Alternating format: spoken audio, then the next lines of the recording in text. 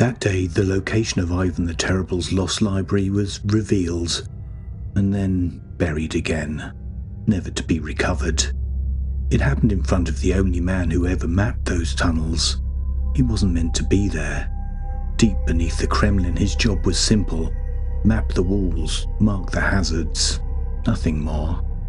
Until the masonry failed, then through a narrow opening, he glimpsed an unmarked corridor of white stone, intact, undocumented, and never meant to be seen. Then, with a deafening roar, the darkness reclaimed it, and whatever knowledge had survived there for centuries vanished, without record, without recovery, and without permission to ever be searched for again. To understand why that corridor mattered, you have to understand the man tied to the legend. Ivan the Terrible, crowned Tsar in 1547, was the first to use the title Tsar of all the Russias, and one of its most feared rulers. He used terror as a policy, punishment as theatre, and fear as a form of administration. Accounts from his reign describe a ruler who didn't merely order cruelty, but could watch it with a disturbing calm. He's recorded as a joyless, dangerously erratic man. He was said to only laugh when he watched on as his victims were flayed alive. Not rage, not loss of control. Control enjoyed. And that matters because this story isn't really about tunnels. It's about what powerful men do when they realize knowledge can't be owned. The story doesn't begin in Russia. It begins in Constantinople. For nearly 1,000 years after Rome collapsed, Constantinople became a final refuge for knowledge that no longer existed anywhere else. Greek histories copied after originals were already gone. Roman records preserved long after the institutions that created them vanished. Works kept alive, not because they're fashionable, but because forgetting them would stall progress itself. And in 1453, that system failed. When Constantinople fell, learning wasn't simply destroyed, it was scattered. Libraries burned, manuscripts stolen, sold, hidden, or carried away in panic. Texts that had survived for a millennium disappeared in days into smoke, private collections, and silence. Entire authors vanished, but not quite everything was erased. Amid the collapse, a small number of manuscripts were removed quietly, not as trophies, but as salvaged fragments of a dying world. According to long-standing accounts, those books travelled east with Sophia, the niece of the last Byzantine emperor. When she arrived in Moscow to marry Ivan III, the rumour followed her, not of gold, not of relics, but of texts. Hundreds of manuscripts rescued from the collapse of a civilization. And those manuscripts did not just vanish, they were inherited. Sophia's grandson would become Tsar of all the Russias. He would be remembered as Ivan the Terrible. According to legend, he did not destroy the books, he buried them, deep beneath the Kremlin, sealed inside tunnels and chambers built to outlast fire, invasion, and memory itself. There, the library slipped from history into rumour, then into myth, until centuries later, one detail broke the silence. Not a legend, a list of books no historian should be able to name, attributed to a scholar who claimed he'd been shown the collection and ordered to translate it. Texts that no longer existed anywhere else in the world. He later fled Moscow, but he left behind something more dangerous than a map. A record of what he saw. Lost volumes of Roman history, classical chronicles that ended abruptly in every other surviving copy, were now complete. Greek texts, now known only by their titles, plays, philosophies, accounts, were preserved in their complete form.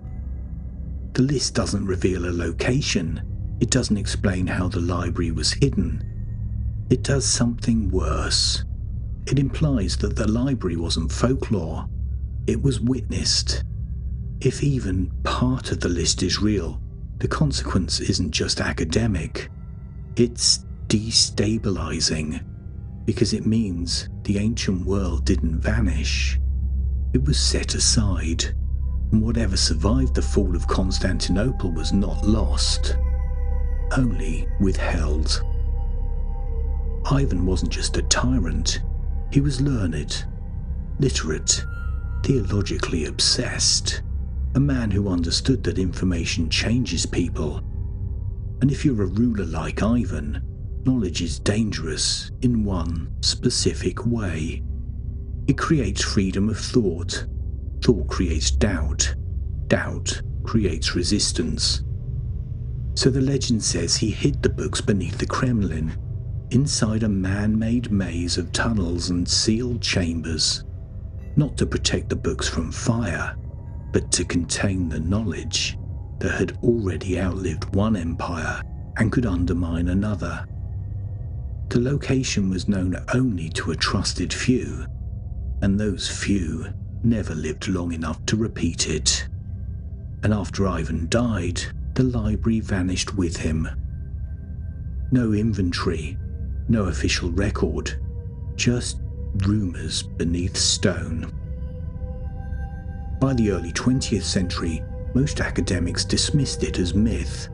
Then Ignati Steletski arrived, a Russian-Soviet archaeologist obsessed with Moscow's underground, and with the lost library in particular. Steletski wasn't a treasure hunter type, he was an underground specialist.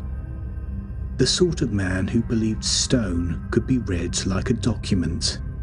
He gathered maps, old accounts, fragments, stories about white stone tunnels and sealed gates, and he kept applying for permission to search.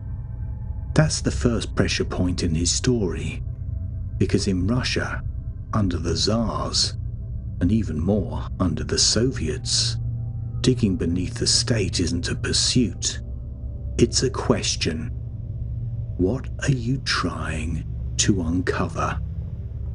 Colleagues described him as methodical. His notebook suggests something that would not let him stop. By the time Steletski was finally allowed underground, Russia had a new ruler. Joseph Stalin governed with suspicion, not chaos, but fear, carefully organized. A careless remark, a neighbor's whisper, a question asked the wrong way. Millions disappeared without charges, without trial, without explanation.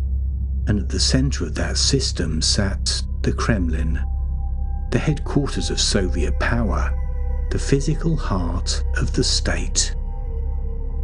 Steletski was not working near it, he was working beneath it, which meant that curiosity alone could be interpreted as intent. Under Stalin, intent was treason. So Steletski engineered a pretext. He didn't ask for permission to search for Ivan the Terrible's lost library. That would sound mystical, obsessive, dangerous. Instead, he framed his work as a security problem. Moscow, he argued, sat on unknown subterranean structures, tunnels and chambers built by earlier rulers, possibly even during the era of Peter the Great and before.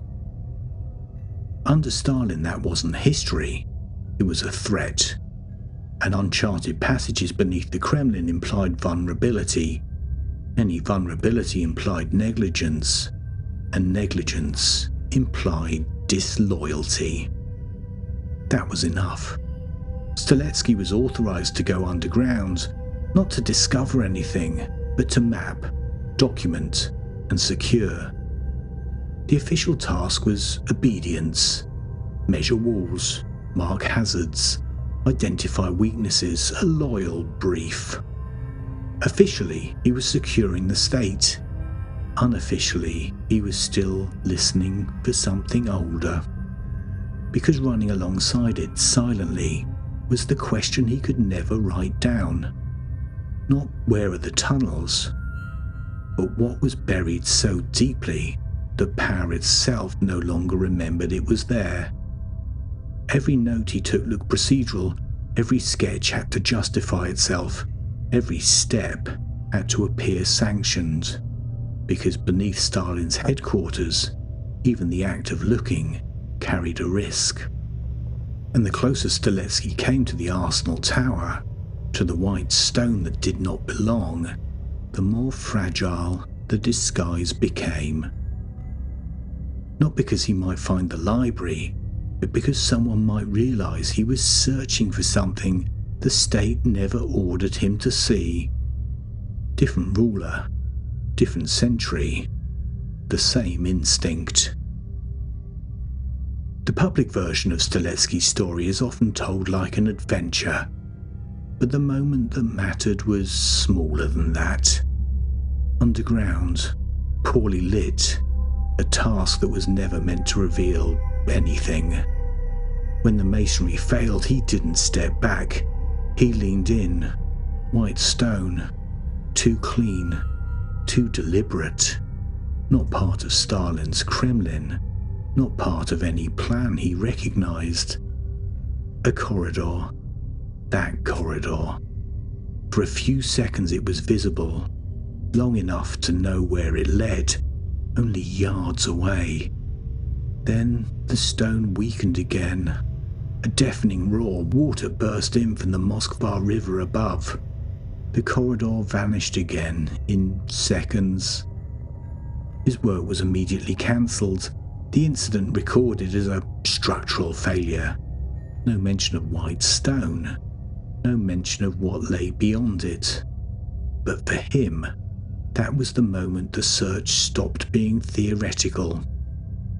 Because he didn't imagine it, he hadn't misread the stone. He'd seen it, close enough to confirm that years hadn't been wasted, and close enough to watch it disappear again, forever. Years later, after his health deteriorated, a story appeared in retellings of his final days, that Steletski began to repeat a single word, over and over, something his family thought was gibberish, a broken sound from a broken mind. In isolation, cut off from the tunnels, he became convinced that he'd not failed, only been stopped, that whatever lay behind the white stone was still there, still sealed, still unread, and that he had come closer to it than anyone ever had, close enough that it never left him. Until someone recognized the word. Maktaba, Arabic, the language of Constantinople. Its meaning, library. Maybe that detail is legend, maybe it's true. Either way, it's the sharpest possible summary of what this man became. Not a hero, not a conspirator. A human being who'd spent his life walking towards a sealed room and never stopped believing it was there. Because somewhere beneath the Kremlin, behind the white stone that doesn't quite belong, the idea remains that the library wasn't destroyed, just hidden well enough that only power ever had the right to look for it. History is full of documents considered too dangerous to be trusted. In Loudun, France, in 1634, a single document sat at the centre of a trial, a contract, an agreement between 6 demons and the town's priest. The Ludung contract exists. It's in the archive, and it's waiting. I'm Nico, and I'll meet you there.